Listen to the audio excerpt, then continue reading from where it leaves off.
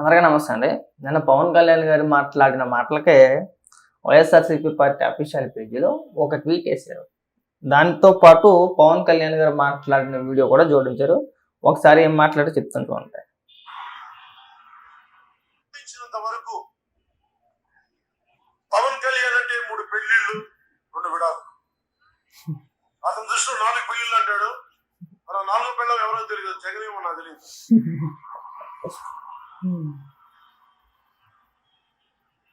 ఇదే విశ్వాసం జగన్. లేని 4 పెళ్ళం అంటే నువ్వేరా. అది ఈ మాటకే సగం సచ్చి ఉండాలా నన్ను అడిగితే కనుక. మళ్ళీ సిగ్గు లేకుండా నీగో సాంప్రదాయాన్ని సుప్పుని శుద్ధపోసని అన్నట్టు ఇలా ట్వీటు సిగ్గు లజ్జ వదిలేసి ఒక ముఖ్యమంత్రిని పట్టుకొని నీ పెళ్ళామని అంటున్నావు అంటే నీ స్థాయి ఏంటో అర్థమవుతుంది పవన్ కళ్యాణ్ అని చెప్పేసి అని ఒక ట్వీట్ వేశారు. మరి పెళ్ళిళ్ళ గురించి పిల్లల గురించి ముఖ్యమంత్రి హోదాలో ఉండి జగన్మోహన్ రెడ్డి మాట్లాడినప్పుడు ఏ మాటలు జగన్మోహన్ రెడ్డికి చెప్పొచ్చు కదా. అయ్యా జగన్మోహన్ రెడ్డి నువ్వు బెకారీగడు కాదు, పకిరిగడు కాదు, ముఖ్యమంత్రివి. ముఖ్యమంత్రి హోదాలో ఉన్న నువ్వు పెళ్ళిళ్ళ గురించి పిల్లల గురించి మాట్లాడకూడదయా. పరిపాలనా విధానాల గురించి మాట్లాడాలి, నీ పార్టీ సిద్ధాంతాల గురించి చెప్పుకోవాలి. లేదంటే ప్రతిపక్షాలు ఏవైనా తప్పుగా మాట్లాడితే వాటి గురించి మాట్లాడాలి తప్పితే వాళ్ళ వ్యక్తిగత జీవితాలను తీసుకొచ్చి మన చిన్నపిల్లల ముందు లేదంటే పెద్ద పెద్ద సభలు పెట్టేసుకొని సభల్లో వ్యక్తిగత జీవితాల గురించి మాట్లాడకూడదని చెప్పేసి ఆ రోజు చెప్తే అయిపోయేది కదా. జగన్మోహన్ రెడ్డి మొదటిసారి పెళ్ళిళ్ళు పిల్లలు అని ప్రస్తావన తెచ్చినప్పుడే నీలో ఎవరైనా సరే చొరవ తీసుకుని ఒక్క ముక్క అనుంటే గనక ఆ తర్వాత అనేక సందర్భాల్లో అన్నాడు. ఇవాళ ఈ మాట కాయాల్సి వచ్చేది కాదు కదా. ఎందుకు అర్థం మనం ఒక మాటతో సచ్చారు కదా. లేని 4వ పిల్లలు ఎక్కడి నుంచి తీసుకొస్తారయ్యా. జగన్మోహన్ రెడ్డి నా 4వ పిల్లం రా అన్నాడు, అయిపోయింది అక్కడితోటి.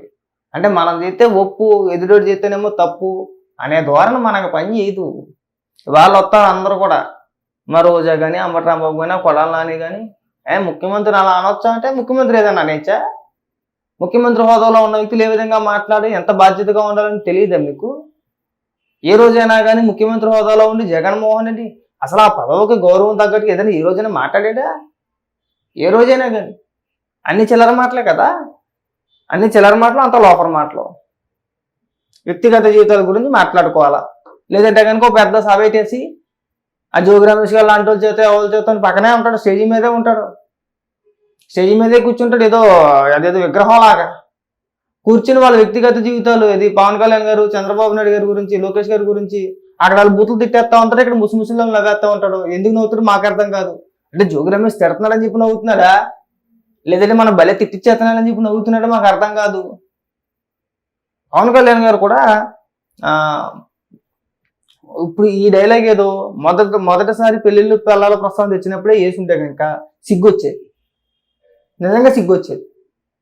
ఒక అమ్మ మనం ఇంకొకసారి మాట మాట్లాడితే రెండోసారి ఏమైనా పెద్ద మాట అన్నాడంటే చచ్చిపోవాలి నిజంగా మనం.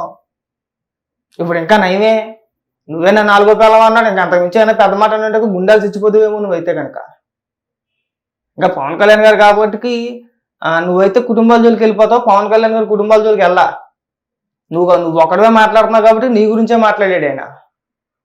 అది ఇంకొకడైతే కనుక నిన్నండవు, లేని 4వ పిల్లం ఎక్కడి నుంచి వచ్చిందా అని చెప్పేసి అని నీ కుటుంబంలో ఎవరో తీసుకొచ్చి కంటగట్టేద్దాడు అంతే. గిల్ల కొట్టుకొని చచ్చిపోవాలి ఆ మాటకి.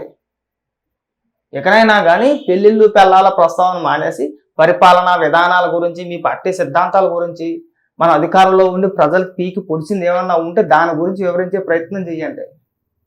మన సుతపోసల్లాగా ఇప్పుడు వచ్చే నీతులు ఏం చెప్పవసరం లేదు. ఏ రోజు మన మంత్రులు కానీ మన ముఖ్యమంత్రి కానీ ప్రజలు హర్షించే విధంగా ఏ రోజు మాట్లాడారని అసలు మనకి ఏ రోజు మాట్లాడారు? అన్ని బూతులే కదా, అంతా రోటే కదా.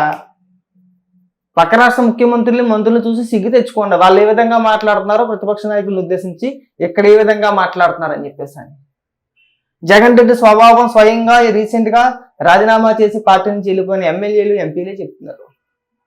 మేము పార్టీలో కొనసాగాలన్నా, పార్టీ నుంచి మళ్ళీ మాకు టికెట్లు ఇవ్వాలన్నా చంద్రబాబు నాయుడు గారిని, లోకేష్ గారిని స్వయంగా జగన్మోహన్ రెడ్డి బూతులు తిట్టమంటున్నాడు మమ్మల్ని.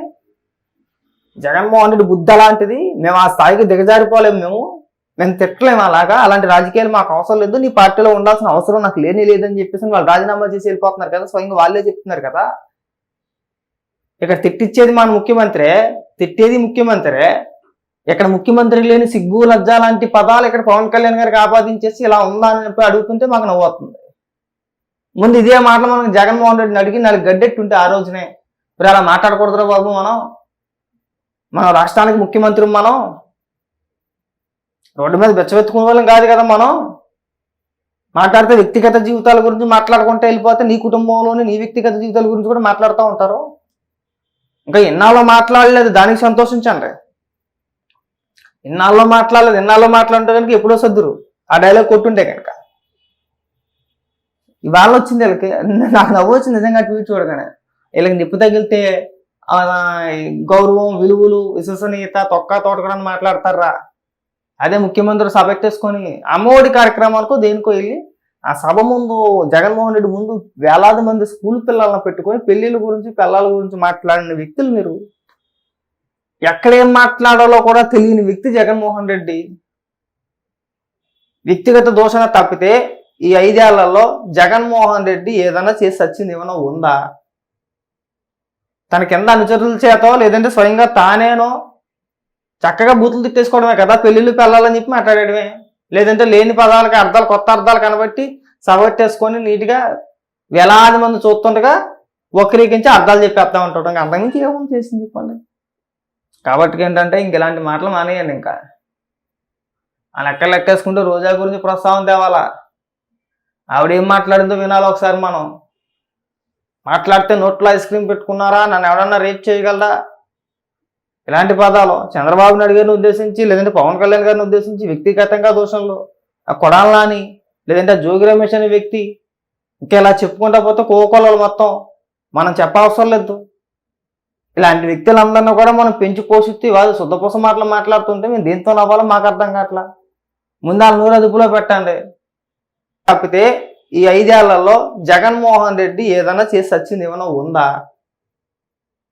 తన కింద అనుచరుల చేతో లేదంటే స్వయంగా తానేనో చక్కగా బూతులు తిట్టేసుకోవడమే కదా, పెళ్లిళ్ళు పెళ్ళాలని చెప్పి మాట్లాడడమే. లేదంటే లేని పదాలకి అర్థాలు, కొత్త అర్థాలు కనబట్టి సవట్టేసుకొని నీట్గా వేలాది మంది చూస్తుండగా వక్రీకరించి అర్థాలు చెప్పేస్తా ఉంటాడు. అంతకుమించి ఏమని చేసింది చెప్పండి. కాబట్టి ఏంటంటే ఇంక ఇలాంటి మాటలు మానేయండి. ఇంకా ఆ లెక్కేసుకుంటూ రోజా గురించి ప్రస్తావన తేవాలా. ఆవిడేం మాట్లాడిందో వినాలి ఒకసారి. మనం మాట్లాడితే నోట్లో ఐస్ క్రీమ్ పెట్టుకున్నారా, నన్ను ఎవడన్నా రేప్ చేయగలరా, ఇలాంటి పదాలు చంద్రబాబు నాయుడు గారిని ఉద్దేశించి లేదంటే పవన్ కళ్యాణ్ గారిని ఉద్దేశించి వ్యక్తిగతంగా దోషంలో ఆ కొడాలని లేదంటే ఆ జోగి రమేష్ అనే వ్యక్తి, ఇంకా ఇలా చెప్పుకుంటా పోతే కోకోలలు మొత్తం మనం చెప్పవసరం లేదు. ఇలాంటి వ్యక్తులందరినీ కూడా మనం పెంచి పోషిస్తే వాళ్ళు శుద్ధపూస మాటలు మాట్లాడుతుంటే మేము దీంతో నవ్వాలో మాకు అర్థం కావట్లా. ముందు వాళ్ళ నూరు అదుపులో పెట్టండి.